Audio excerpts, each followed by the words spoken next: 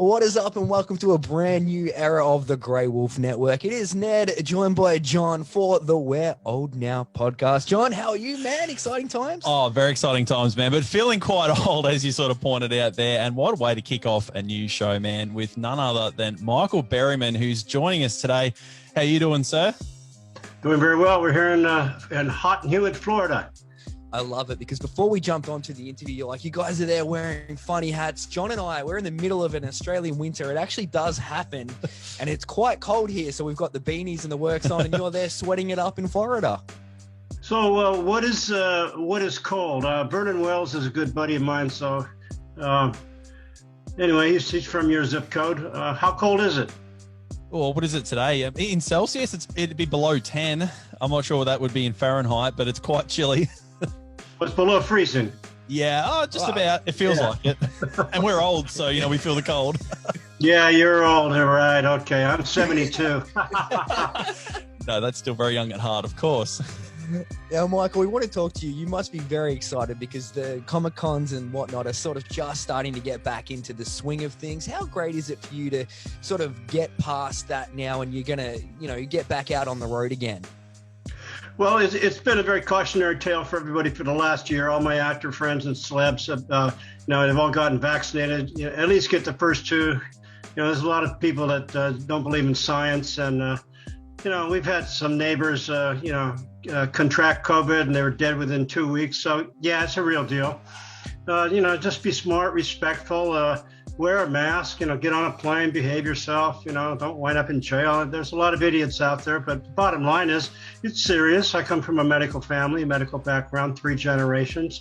So overall, I'm doing good. I'm healthy. I did a show last week in Oklahoma City. It was huge. People have been waiting a whole year. It was a wonderful turnout. It was great to see all our friends and the fans. It's like it was a horror and comic book convention. I'm doing Monster Mania in about 3 weeks. It's in the New England area, so we're getting booked up pretty solid. It's very exciting. I like to travel. I like being in airports. It means I'm meeting my responsibilities. I can pay my mortgage and treat my wife and I to a vacation once in a while. But overall, things are good. I finished my memoir. It's been about a year and a half process. It's pretty good read. I just finished the prologue this morning, sent it off to my manager. So we're pitching it to some publishers, and hopefully via my Facebook page and, of course, online and shows like your own, I'll let people know where they can get it. It's a pretty interesting read. As far as film work, I have friends that have done some. They had to be sequestered and quarantined, which is only smart, because if one person, breaks protocol and gets sick, then your investors lost their money, and your actors, your schedules, it just messes everything up. So it's good to be up and about and out of the hospital. That's good. Well, hopefully we can get you out to Australia at some time, Michael. If you need somewhere to crash, just let us know. Well, I do like room service, so you might want to think about that. Yeah, you get plenty. And look, I suppose on the topic of memoirs and your career, let's sort of throw it back a little bit to your first few roles, Michael. Of course, One Flew Over the Cuckoo's Nest, and of course, The Hills Have Eyes, that sort of big breakout role. Can you tell us a little bit about how you got started in the space? Like, I read that you sort of started out as a florist and sort of got dragged into the acting space. I'd love to hear a bit about it. Well, that's pretty funny, because I was never a florist. That was just an interview gone bad. That didn't go bad. But it was a misquote. It's been on, once something's on the internet, I don't have the time to correct everybody. But overall, I was never a florist. I delivered flowers for a flower shop when I was in high school. It was one of my first jobs. So I've been to nursing homes. I walked into a lot of funeral parlors, and just as a quick side note, when you're in a funeral parlor and you have to get signatures for expensive wreaths, which is required by your boss, you're supposed to push a button and somebody will eventually show up down the hallway and verify that you made the delivery. It's just what you do. Well, one day I was, kind of in a hurry. I had a lot of deliveries. I'm in Los Angeles area.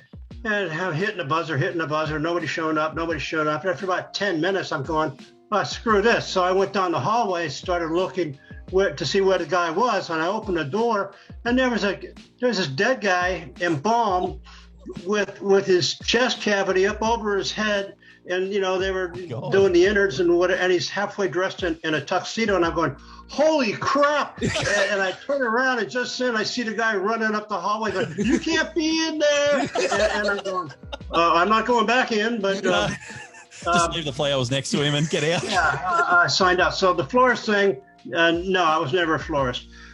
What did happen was when I left the University of California in 1972, I had studied a lot of veterinary science. I couldn't complete my obligation to take care of animals because my birth defects, the ends of my fingertips are never there. They never were there. So doing procedures would have not done an animal justice. I learned a lot. I have a minor in art history, yay. I had worked in food and beverage a lot. Anyway, I wound up in Santa Monica, my hometown, and I had a friend that had a gift shop in Venice Beach, and right near the ocean. Yeah, just a little hippy dippy store. Matter of fact, I was not welcome to move back into the house I grew up in, a giant 5-bedroom home. That's in my book.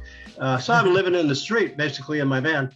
And since we had this little gift shop, it was actually a little beach 2-bedroom cottage at one time, so I could crash there. Well, across the street was a very high-end antique store. And we got to know all our neighbors on West Washington Boulevard, and they had a special invitation-only sale for very wealthy clients. And they had Egyptian antiquities, you name it, all this fancy stuff. So we put a bunch of our plants and ficus and orchids and whatnot to make the place look nice. We made a few bucks, and we were hobnobbing with people with chauffeured cars and Mercedes and Bentleys and Rolls Royces, and it was kind of fun. So we were all dressed up really to the nines, as they say. Well, one of the owner's father was the producer of War of the Worlds and The Journey to the Center of the Earth and The Time Machine, a very nice gentleman named George Powell. Now, George Powell was the father of the daughter. Well, his daughter was co-owner of the store. It was called the Gallimaufry.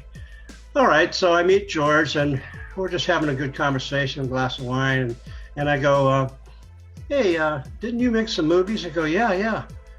But he did this. He says, are you an actor? And I go, no, I'm not. And then he explained who he was. I said, well, you made these cool movies. And he said, look, I'm doing a movie called Doc Savage. And I go, oh, yeah, I read those books. He said, well, I think your face, it would fit in how I envisioned the character.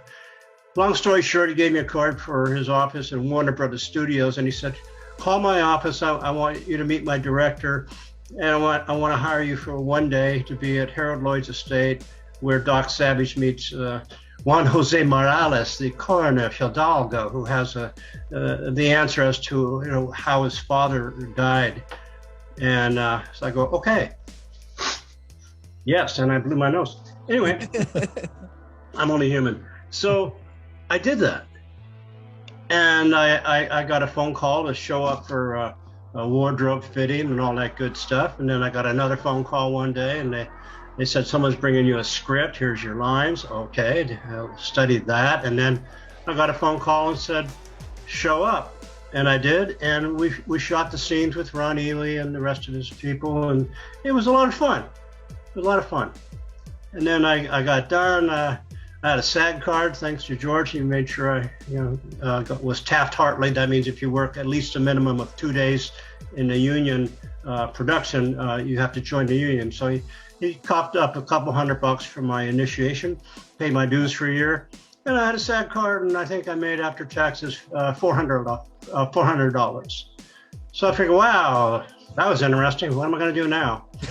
Well, I was thinking of homesteading in Alaska. That was actually my plan. I had the equipment. I had a 4-wheel drive truck. I was researching how to do that homestead. And I love nature photography and the preservation of natural habitats, for instance. Well, that never happened. George had a casting director whom I had never met. and Mike Fenton and Gene Feinberg, and they were casting for another project. So my day 2 in the film industry was Salem, Oregon at State Mental Hospital, working on Cuckoo's Nest for 127 days. That's how it started. Wow, there you go. That's awesome. Like, and it's funny you say about the florist story. Like, we can update your Wikipedia. That's fine. No worries about that, man. But Don't bother. That's crazy. No, no, that's awesome. But tell us a little bit about filming The Hills Have Eyes. I'd love to know what it was like sort of working with Wes Craven and kind of how that movie was, I guess, received at the time. It would have been a little bit, controversial, I suppose. Left field, maybe? Yeah, left field. Oh, it was, well, first of all, Wes Craven is a very intelligent, calm, soft-spoken, wonderful guy.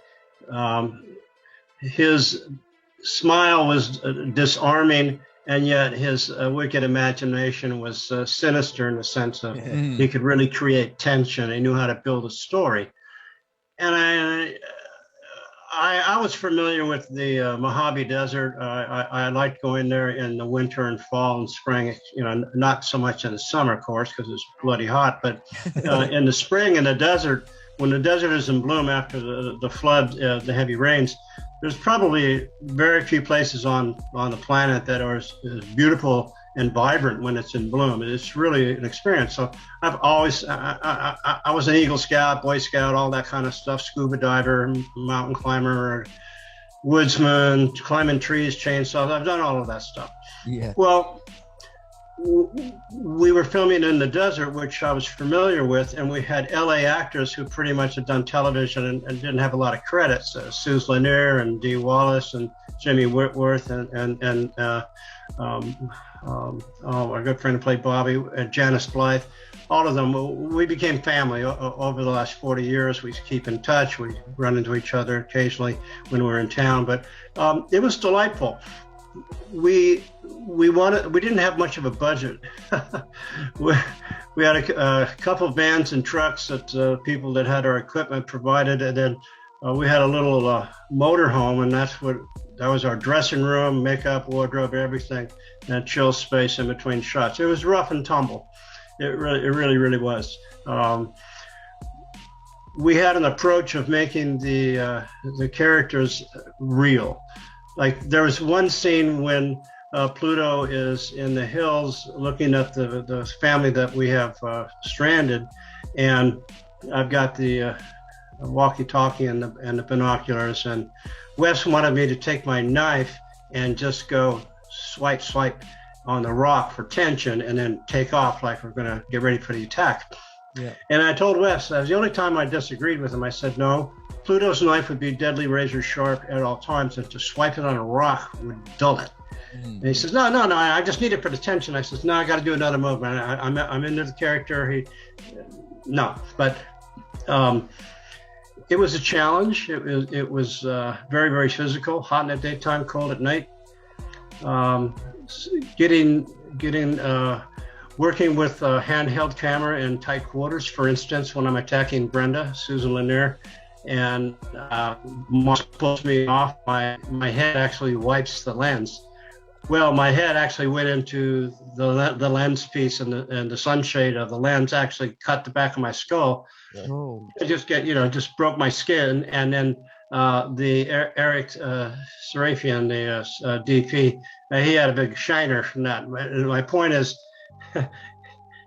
we just rolled with the punches. I mean, when the mother gets shot, it actually when she went back into the couch area where the table is in the kitchen of the trailer, when she hit the couch, it relocated the strap that was holding her squib loads for the blood explosion, and it literally blew off the end of her nipples. Oh, whoa. And it was terrible. I mean, and she had to go immediately to the hospital. Oh. Sometimes things happen. The snake was a real Mojave green, wasn't a regular rattlesnake. We were out in the middle of the desert where there's really good people, there's really, really great people, and there's really bad people. You know, meth labs, people that abduct children and steal animals and use them for satanic rituals. I mean, I had a lot of friends in law enforcement, and I would hang out at real crappy, seedy bars, and you know, so if there needed to be an intervention, I would try to keep people and critters safe from harm. Something I've done my whole life, but we needed a rattlesnake. Now, if you're going to go through Hollywood to the phone book and say we need a rattlesnake handler, it's going to cost you an arm. Well, we didn't have a big budget, right? So how do you think we got it? How do you think we got a snake? Michael Berryman just went out there and grabbed one from the desert. No. Far from the fact, brother. No, they sent one of the members of the company to go to the local bar and ask around. And so after buying a few rounds of drinks, he goes, "Hey, we're doing this, cannibal, scary horror movie out in the middle of the desert up the road, and we need a rattlesnake." Somebody chimes in and goes, "I got a snake. I'll bring a snake. It's my pet rattlesnake." And it was. Wow. This guy shows up with a pet rattlesnake. That was a big snake. So what he had done was he had taken a monofilament line and punched a hole and just made one little suture on his lip. Now, how he did that, I couldn't tell you. But it could open his mouth a little bit, but not, I mean, really.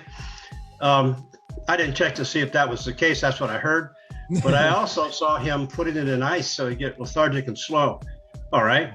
So one day we're taking a lunch break. We're sitting in a dry gully, washed out ravine, and I see people to my left jumping up and running away.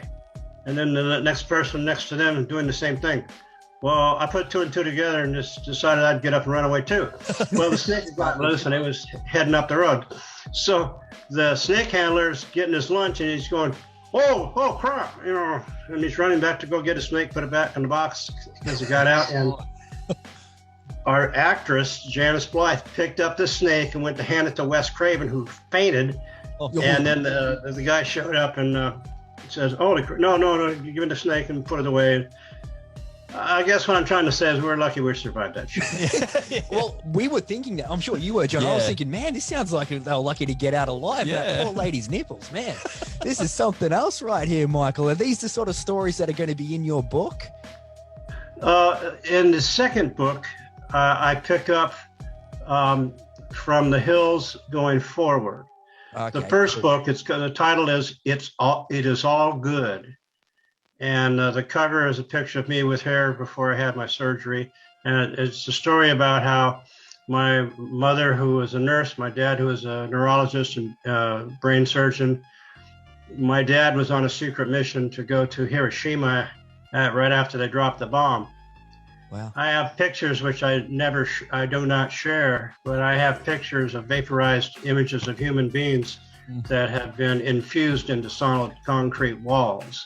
Wow. Now, the time my father was in Hiroshima at ground zero, his body obviously became highly radioactive, and it does affect your genetics, your genes. So I was born with about, I don't know, I've heard everything from 17 to 23 different birth defects, but long story short, I was born premature by almost 2 months. In 1948, that was a big deal. My head was fused. The creases in my skull is from a craniectomy where they had to make space for the brain to grow at Children's Hospital, and had that one haircut, and I'm still alive at 72 years old. Yay. Haircut, who cares, right?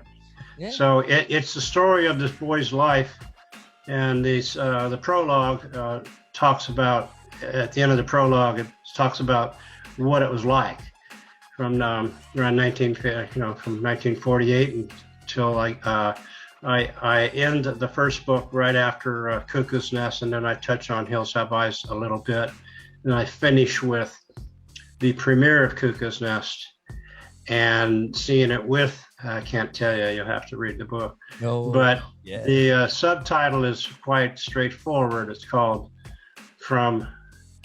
It's All Good by Michael Berryman, From Hiroshima to Hollywood. Yeah, I like that right there. When's this one going to be available, Michael? We need to get our hands on I it. do not know. I'm on Facebook. I have a website, michaelberryman.com, but on my Facebook page, I will be shouting it out, and everybody that I've ever done an interview with, my manager will get in touch with. We'll get the word out. It's a really, really good read. My wife has checked it out, and she's a great coach on that. So is my manager, and overall, it's trying to tell a story. And there's some things that I can reveal that some people have passed on, so it's safe to share that information. It's not an expose, it's a life journey, it's a memoir. That's awesome, and we can't wait to check it out. And of course, you've got to approve it by the wife first, Michael, before you go anywhere else, right? He's a newlywed. Yeah, full disclosure. But hey, let's sort of hit fast forward there, Michael. We'll talk about a bit more of your recent work. And Ned and I caught Shed of the Dead the other night. That was a classic, we thought. Now, we have to point out you looked very comfortable in that leather suit. Very comfortable.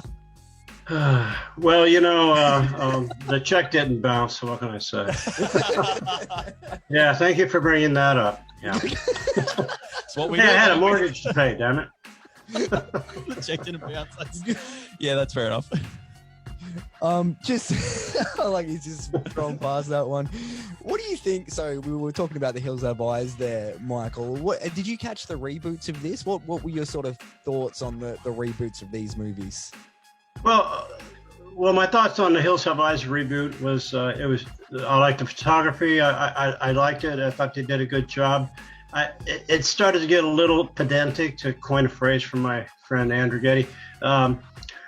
When they were leaving the cave, and they had that little device that kind of accordioned out with metal teeth, and it was so CGI'd. I mean, really? Yeah. That over-the-top stuff just doesn't fly with me, especially in that genre. I thought it was a good, solid movie, but it just didn't have the grit and terror. I'm glad they're doing remakes, or I'm glad people are working. It's an industry. It feeds families and takes care of people. And occasionally, if you get enough steady work, you can get that good medical insurance, which is kind of a cool thing. You guys have national health care? Yeah, we've got our sort of Medicare set up and all of that. Yeah. Good. It's just kind of important. Just as a side note, like when my father passed away, he put it in his will not to sue people for their inability to pay his doctor fees. And he explained that, it's not their fault that they got a brain tumor or came down with Parkinson's, et cetera, et cetera. And he says, I'm not going to take somebody's house away from them or put them in debt forever because they honestly don't have the money. What are you going to do with that? He actually believed in the Hippocratic Oath.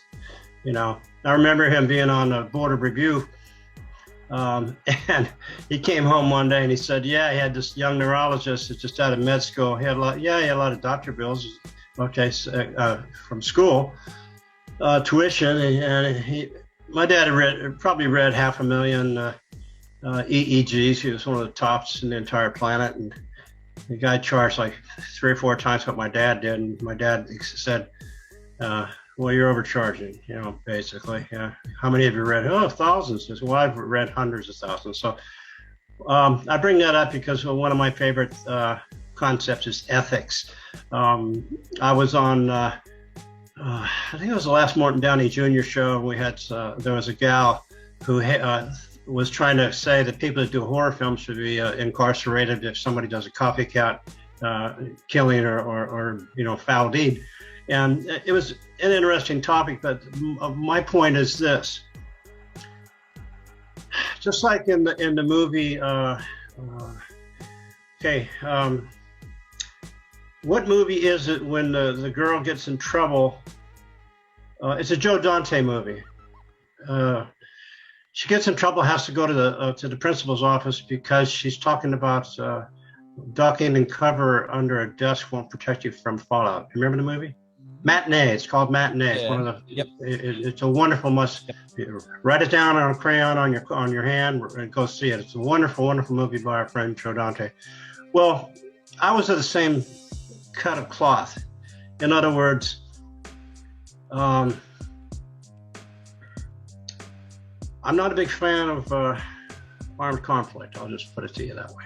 Yeah. So I almost lost my train of thought. What was your question? I don't know.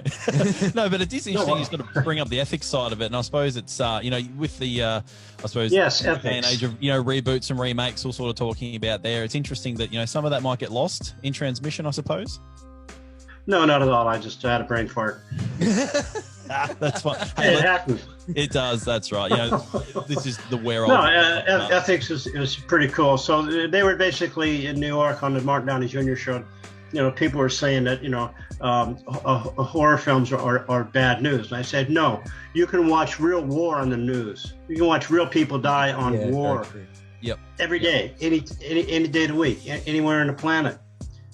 Well, we get overburdened with bad news. I remember when I was helping a friend try to pitch a TV program on cable back in the mid 80s. It was called the Global Good News Network. And that was before Facebook and all the other social media platforms were available to where people could post really positive things. On my Facebook page, I only post positive stuff. If you post nonsense, I'm going to block it. So if you see a scary movie, and I'm not into heavy splatter, but terror, horror, whatever. Okay, it pulls you out of and gets you psyched into a situation where fight or flight. What are you going to do? You survive it. Oh my goodness, it's like a roller coaster ride. Okay, that's kind of what it's designed to do. Occasionally, you can have some ethical issues there and ponder premises and things of that nature. But overall, it's pretty much a thrill ride. So if I scare you, I'm glad. I grew up on a black and white TV watching the Universal monster movies. We would turn all the lights out, and it was fun to scare yourself, But in the daytime, on a day-to-day basis, you should be able to have a joyful experience. So but splatter. It's like bad porn. I guess you need to be able to escape into that reality, don't you? But then again, if it's all around you with the bad news going on in the world, it's a interesting situation. Well, you can change the channel. I wanted to be a veterinarian, but I couldn't. So I spent time at a wolf sanctuary refuge. I've been to the Villa Borghese Zoo in Rome. Whenever I travel, I always talk to the locals, find out what are your indigenous people doing, how are they being provided for, how is your government and various institutions listening to their guidance to keep the blue planet healthy. I'm very excited about youth. Over the years, I've talked to many school districts, 4th, 5th, 6th graders, etc. And I ask the kids straight up. I go, what do you worry about at night? I mean, when I was your age, I was worried about, the Russians nuking us, or everybody just being, the end of it all. It kind of puts a bummer in your plans for the future. So what really, really matters is how we treat one another. That's really, really what matters. All the rest is conjecture, and most of it is self-serving bullshit. Yeah, very well said, right? Good there. way to sum Definitely. it up, isn't it? And speaking of bullshit, we won't mention the name of the movie that the check didn't bounce, but of course, yourself, Bill Moseley, and Kane Hodder have sort of teamed up quite a bit over the journey, and you guys have got another movie coming out next year called Jasper. Could you tell us a little bit about that? I would love to. When do we make it? You tell us. Jasper? You don't know anything about it. There you go. There you go. I don't know anything about it. It's been in the talks. I haven't worked on it yet. Wow, Yeah. there you go, right there. Now, Room 9 is out. Yep. But not Jasper. Oh, there you go. That's Okay, very interesting. Still in the works. I tell you what, Michael, this is something that you need to look into. So there's some false stuff out there on the Yeah. internet. This movie doesn't even exist. Well, you can't believe everything on the internet, right? Just like I was a florist, right? Yeah, there you go. Well, tell us a little bit about what projects you do have in the works coming out for the next sort of 12 to 18 months or so. You've got the book, of course. Yep. Well, the book is the main thrust. It is. I would love to do a speaking tour about it. I've got a lot of conventions between now and the end of November all across the United States, maybe one in Canada. We're trying to get out of country again, but it's still kind of spotty. It's still a challenge. But at this stage of the game, my main emphasis is work when it's available. Conventions, 'cause I love meeting the fans, and there are a lot of these shows are a lot of fun because the whole family shows up. You got a family coming to your table. You got the kids. The parents are dressed up, like ghouls or characters from various movies. And I ask the kids, I go, hey, are you embarrassed because your parents are dressed like this? And I go, oh, no, they do this all the time. I mean, they're family oriented. I've met families at hotels and go, what's going on? People are dressed funny. And then there's, oh my God, the people are getting tattoos and this and that and that. Well, this is what we do. Come on in, check it out. Here, I'll give you a free pass. Really? And then, they go, wow, I had a great time. And a lot of people are school teachers and firemen and police officers and, every walk of life. It's delightful. And one of the most rewarding aspects of going to the conventions for me is intelligent conversation. Years ago, I used to say, if you show me a library card, I'll give you a free autographed picture. I don't do that anymore because most people there are readers. I like educated people. Oh, yeah. Are those books behind you or toys on the wall? I'd love to say books. The books are over that side. But yes, they are possibly toys, but we are talking about conventions, and you have Astronomicon coming up in August, the 20th to the 22nd. You can grab your tickets at astronomicon.com. Yes. Tickets. And Michael, they are well known for their karaoke. So we wanted to know, do you get amongst karaoke? And if so, what is your specialty? Will we see Michael Berryman up there ripping up something? Yeah. Well, I do like music. If I was to sing karaoke, there's a new CD out. It's been out for a year or so. It's actually Stephen Stills and Judy Collins. A great musician. She's an incredible guitarist, and a lot of those songs are a lot of fun to sing to. I do like most of the songs from the Eagles, Hotel California, of course. I grew up on folk music and rock and roll and some blues, and I don't know. I would just have to find a title that I know the lyrics to and sing. I sing in my truck all the time. I don't drive a car. I drive a truck. But singing is good for the soul. If you're out of tune, your dog or cat don't care. Very true. Well, hopefully we'll see some sort of video coming out, because we're not going to be able to get over there and check it out, unfortunately. But we want to see some video of you ripping up the Eagles, Hotel California. I think that'd be pretty epic right there. Well, are you familiar with that album? I know the song. Okay. There's a comment that was added by the drummer. I want to say Glenn Fry. It's the other gentleman. The drummer. What's the drummer's name? Sorry, I can't. Yeah, not sure. Okay, well, they're checking out of the Century Plaza Hotel. My dear friend Bruce Clark was the night manager. Yeah, and they said, good night, said the night man. You can check it any time you like, but you can never leave. Those are actually words that he was explaining to the member of the band who was paying for the incidentals for the crew and the rest of the staff. And what he meant was, we keep your information, so next time you're our guest, there you are. And he put that in just as an aside, as a shout out to a friend of mine. A lot of songs are actually relevant to real events, which I've always appreciated. I've always liked folk music and not so much traditional, but ballads. You're telling a story. And that's what we do as actors. We tell stories. Musicians do the same thing. And, sometimes when I have people at my table and I'm signing, I'll converse and they'll ask me a question. And you ask me a question, I'm going to take it and I'm going to loop back. But I'm going to, in this area here, I'm going to interject a little bit of me, because you're sharing. And then I'll look at somebody and I go, make me laugh. tell me something funny, or I'll set them up.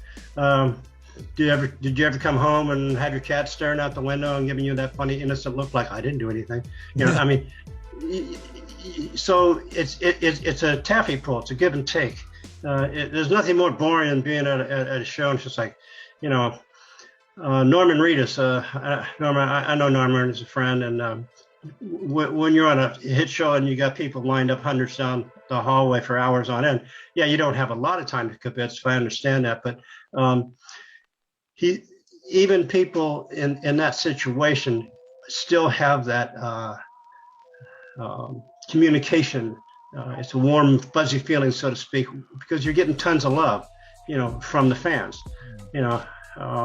Most of my actor friends, we don't charge an arm and a leg. If you got handlers and you're run by some corporation and whatever, I don't gouge.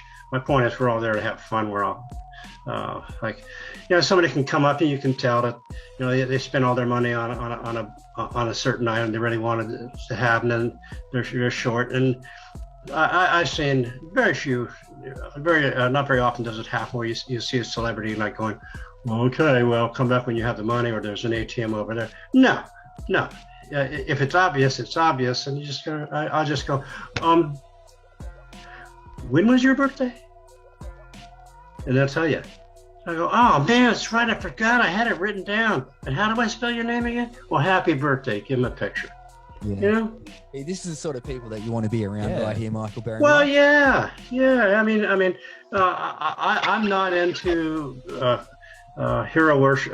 Well, heroes are different. I'm not into celebrity worship. It's pretty weird. It can get really weird. I mean, I know Bob Dylan real well, and my goodness, he has to have guards to keep the nuts away. Did that, but he didn't pay very well, so I had to leave. But and that'll be in the second book. I did meet George Harrison one night. He showed up unannounced, so I had to tell the driver to go away. I said, could you roll the window down? I could see your version of George Harrison. And it was George Harrison at Bob Dylan's house. And I'm going, oh, that's nice. Now you got to leave. And he goes, I forgot to call him. I was here. And then I told him when he turned around, I said, if you can make my telephone ring, we can continue this conversation. That was interesting. Wow, geez. That's just a teaser. That's just a teaser for book 2. Love it. But in book 1, there's some good stuff. Yeah, we need to have an interview too, I think, Michael. This has been a whole lot of fun. But one last thing before we let you go, because we have well and truly outdone our time limit here, and thank you for that. One last thing, Michael. We want a recommendation from you. John and I, we're like, we've got to rewatch The Hills Have Eyes so we're fresh for this interview. And then we stumbled across this other movie, and I'm like, Shed of the Dead. I've never seen that one. So we watched that instead. What should we watch? What's your Michael Berryman, what's your sort of favorite piece of work that we should check out? Okay, I have 3 suggestions. Number 1 is the only film by Andrew Getty. It's called The Evil Within. I like the original title, which is Storyteller. I play a cadaverous entity that brings nightmares to Dennis, who is the brother of Sean Patrick Flannery. Dina Myers is Dennis's future sister-in-law. It was filmed at Andrew's estate, based on a nightmare he had. The reason why I recommend The Evil Within is because all of the camera work is practical. There's almost zero CGI. He graduated from USC Film School. So I recommend that for the horror genre. It has some flaws, but overall it's a very interesting film. And there's an opening scene where I'm a cadaver and I take a zipper and I hold it up above Dennis's head. And as it unravels, it has needles in it. And now the camera's on top looking down on my back. And then it switches to where I'm Dennis's head and my head's on top. And I put the needles in the zipper all the way down his back. Now you're up looking down and I unzip him and crawl inside his body. And that was practical, no CGI. Wow, damn. Need to check now that's The Evil Within. But as far as performance, I really liked... Ed Gein, Butcher of Plainsfield. With I had my first scene with Kane Hodder. We had a kick on that. Probably one of my favorite little short roles was One Please little indie short film by a surgeon physician in Arkansas named Jesse Burke. It's called One Please, I'm the Creepy Ice Cream Man. A lot of fun. And then, of course, my season 3 of the X-Files. Yes. Revelations.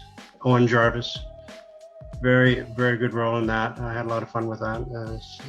And then just for shits and giggles, I will give you a clue and you tell me what it's about. Here's the clue. Here we go. That is awesome. And you can do one and then the other. Wow. Oh, I haven't practiced in a while. I can do it just wearing headphones. Well, what was that from? That seems like some sort of, I don't know, Star Trek-y type thing. I don't know. A music video. Oh, yes, of course. This is another thing that I did see. You popped up in the music video for... Motley Crue. That's Motley right, Crue, Motley yeah. Crue. Hell Smoking in the boys' room. Yes. This man is an absolute legend, John. It is Michael Berryman. Yes, sorry. I had a very senior moment right there. Michael, before we let you go, what is your Facebook page so people can get amongst this and keep up to date with all? Okay, if you go to Facebook and you Google my name, you will find a circle, and it has a composite picture of One Flew Over the Cuckoo's Nest with pictures of different scenes in One Flew Over the Cuckoo's Nest. That's the page I go to every single day. There's a fan page. I don't run it. I never go to it. But my page has Cuckoo's Nest right in the middle. It's a circle, and then there's more over here is a picture from Weird Science and whatnot. That's my page. And my page, as you will see, there's wonderful stories. Pictures of a lizard sleeping in a flower. A guy giving a foot massage to a lion that he rescued. Animals saving people. People saving animal. Back and forth. I mean, it's all positive, upbeat, good stuff. It just, it has emotional content. And I get that from my good friend Brandon Lee, because I remember reciting that wonderful scene about Lau's time that Bruce Lee, his father, did, and I was in his trailer, and we hit it off really well. I was a skull cowboy, but my part died with Brandon, my dear friend. I still keep in touch with Rochelle, who played Sarah. That's probably my most endearing role of all time. Working with Brandon Lee. And my favorite movie of all time, of course, is Blade Runner. And I had the absolute pleasure of having dinner with Rutger Hauer, where we discussed his final death dialogue that he made up on the spur of the moment. It's just beautiful. It's one of the most beautiful pieces of cinema ever. So my point is, be good to one another. Every day's a gift, and don't look too far into the future, because it's moment by moment, by heartbeat, by breath. So, and I'll leave you with a really good one. It's a beauty secret. I mean, definitely, guys, you need this. Thank you. It's true. Okay. You don't want a lot of wrinkles, right? Say no. No. Of course not. Sorry. Yes. Okay, good. Now, if you want to avoid wrinkles, you need to be lazy. It takes 23 muscles to frown. It only takes 3 to smile. Oh, there you go, right there. That's fantastic. Not like an idiot, but with purpose. Yeah, something to smile about. Well, you've given us plenty to smile about, Michael. This has been an absolute whole bunch of fun. We cannot thank you enough for taking time out. If you're in America, in that Detroit area, be sure to check him out at Astronomicon. Thank you so much, Michael. We really appreciate it. We'll see you there, guys. Be safe. Have a lovely tomorrow. It's probably tomorrow now. So far, so good. Okay. All right. Peace out. Yeah, we'll wrap it up there, Michael. Thank you so Thanks much. so much. Really appreciate it. Appreciate your time. A lot of fun, guys. Grab a little cheeky photo. Awesome. Thank you. Awesome. Thanks, Michael. Take care, appreciate Michael. it. You're welcome. See you later. Have a blast.